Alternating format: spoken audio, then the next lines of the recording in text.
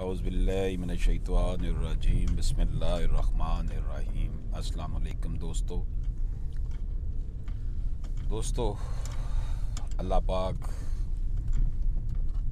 से दुआ है कि अल्लाह पाक हम सब पर अपना ख़ास करम फरमाए, हमें रिज़्क़ हराम से बचाए, हमें आसानियाँ तकसीम करने वाला बना दे।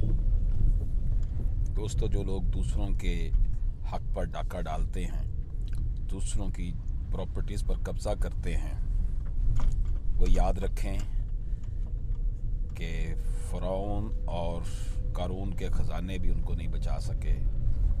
फ़िरौन की भी जो है वो आखिर मौत जिस साल में हुई। चंद दिनों का ये यहाँ पर ज़िंदगी का जो क़याम है ज़िंदगी में, उसके लिए इतने बड़े गुनाह करना, अल्लाह पाक उससे हमें बचाए। टॉपिक है जी हमारा, इस टॉपिक को नरेट किया गया है 2017 YLR नोट 198। इस्लामी कानून वरासत के मुताबिक अगर मोरस आला एक बेटे की बेटी और एक हकीकी भाई छोड़ जाए, यानी कि प्रेडिसेसर इन इंटरेस्ट जो था,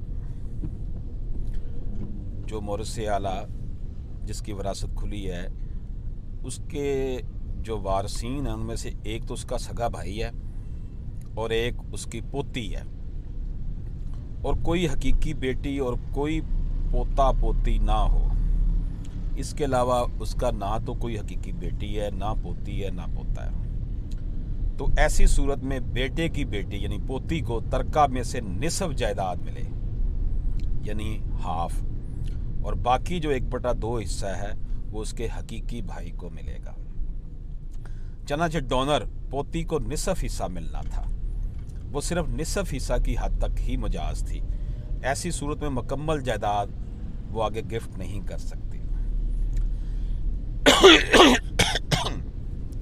Controversy revolved around the gift deed which was executed by a donor in favor of her son, defendant in respect of suit property, allegedly being owner of the whole property. Donor ने जनाब सारी property अपने बच्चों के नाम कर दी, हालांकि वो उसकी मालका नहीं थी, मालका सिर्फ वो आधे हिस्से की थी।